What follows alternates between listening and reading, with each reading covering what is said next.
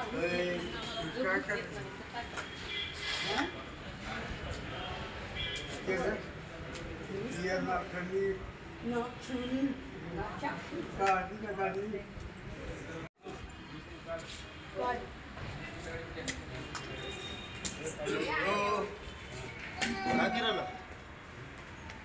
काय करावं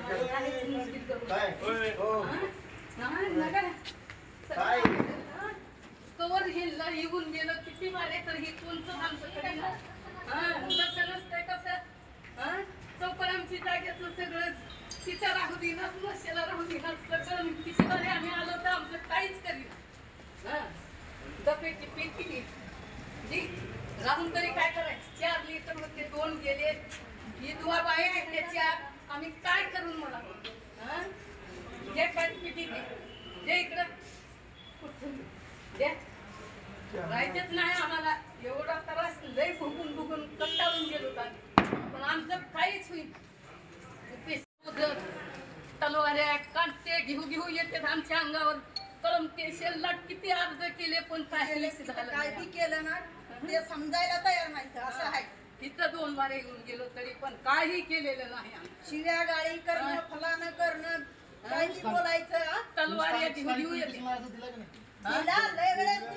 चौकट दिले काही चौकून दिलेलं आहे पण काही झालं दिले हा विधवा बाया आहे त्या घरात किती वर्ष व्हायला लागले 4 बायावर येते 20 वर्ष व्हायला लागले तरी काही काहीच करत नाही तर मशाला जागा आहे तिथलं तसं कळलं आहे मोठा आता आम्ही गरीब माणूस आहे आम्ही गरीब माणसं आहेत ना थोर बोले आमचे पलाट आहे तर ती म्हणतोय आमचंच आहे म्हणतोय आमचंच आहे आम्ही किती वेळेस झाला पोलीस स्टेशनला किती वेळेस अर्ज दिले काही होईना आम्हाला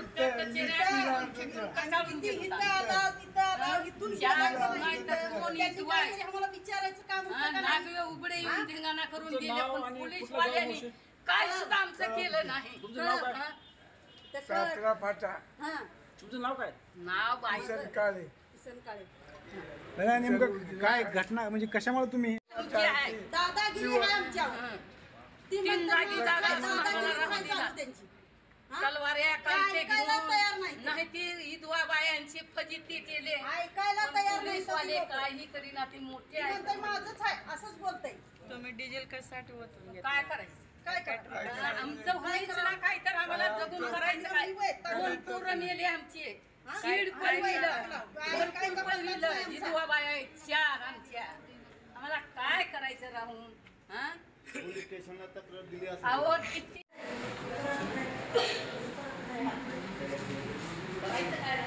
काय अपंग माणूस आहे दिसतंय अजून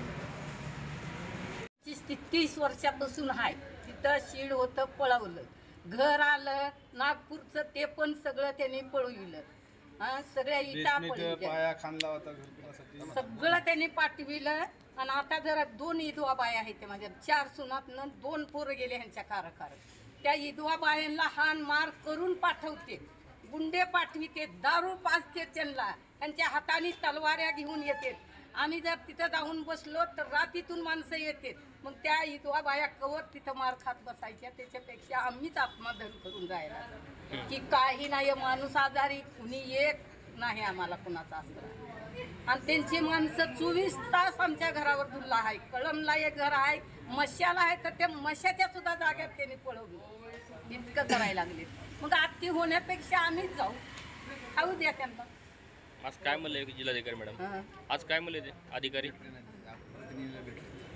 आदिवासी पारधी समाजातला हा परिवार आहे हे माझ्या बाजूला मकबूल शेख आहे हां तर कळंब तालुक्यामध्ये सातरा नावाची ग्रामपंचायत आहे त्याच्यामध्ये भटसांगवी शिवार आहे तर तिथे 2002 साली यांनी 2003 साली यांनी 30 गुंठे जागा घेतली होती त्या परिवाराने 2002ला नोटरी केली होती पण 2012ला यांनी रजिस्ट्री करून 3 गुंठे जागा घेतलेली आहे त्या गावचे जे सध्याचे सरपंच आहेत गणपतराव थोरबोले म्हणून हे गावचे सरपंच आहेत राजकारणात प्रतिष्ठित आहे यांचे बेरबार वगैरे आहेत बरेच वेडे वाकडे सगळे उद्योग आहेत या व्यक्तीचे तुम्ही जर तपास काढला तर शाळेच्या कन्या शाळेच्या बाजूला याचं बेरबार अनधिकृत आहे म्हणजे कायद्याच्या पलीकडे जाऊन आहे सर. दादागिरी करणे, व्याजबट्टी देणे.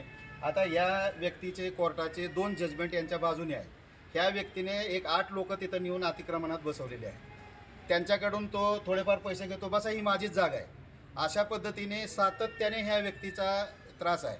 गेल्या आम्ही 2-3 वर्षापासून हे सलग अर्ज करत आहे. जिल्हा प्रशासनाला केला आहे, पोलीस प्रशासनाला केला आहे. 10 दिवसाखाली त्यांनी आमच्यासोबत दलित पॅंथरच्या सोबत एकत्र येऊन आम्ही निवेदन दिलेलं आहे. पण 10 दिवसात कुठलीही हालचाल नाही किंवा कुठलंही काही नाही. आता ग्रामपंचायतीचं समाज मंदिर ज्याच्यात वाद आहे तुम्ही म्हणता, तर त्यातच तुम्ही म्हणजे कुठलाही कोणाचं हे न घेता बांधकाम पण चालू केलं आहे. कमीत कमी जिल्हाधिकाऱ्याच्या अखत्यारीतला हा विषय. बांधकाम तर थांबवलं पाहिजे. त्याचा शेड तिथे होता, तो शेड काढून घेऊन गेला आहे. मालमत्तेचं नुकसान करणं आदिवासीचं ॲट्रॉसिटी ॲक्ट अंतर्गत येतं. याच्यावर गुन्हा दाखल झाला पाहिजे. तिथं गेला ह्या वयस्कर माणसाच्या अंगावर 10-12 पोरं सोडून देतो. भिवून यांनी जागा सोडून दिली पाहिजे. मध्ये 2-3 माणसं पाठवतो, देतो 50,000, सोडून द्या जागा, तुम्ही अधिकार सोडा आणि तुम्ही बाकी काय करायचं नाही.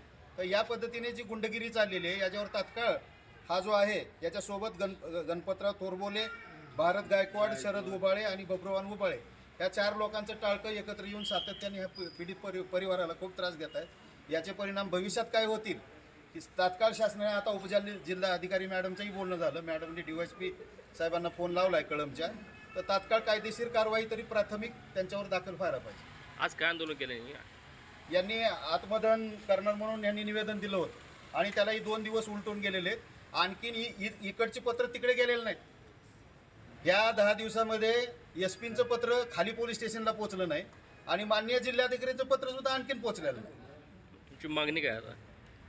ते जे त्रास देणारे 4 व्यक्ती आहेत त्यांच्यावर ॲट्रॉसिटी अंतर्गत गुन्हा दाखल झाला पाहिजे आणि हे जे अतिक्रमण आहे, नेहमीचा जो त्रास आहे तो बंद झाला पाहिजे त्यांचा.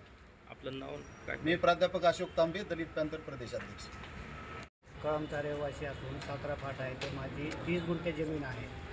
ते मी 2003 साली घेतलेली होती आणि त्याच्यातून 10 गुंठे मी शाळेसाठी, जिल्हा परिषद शाळेसाठी दान केलेली आहे. 20 गुंठे माझी जमीन तिथं शिल्लक आहे.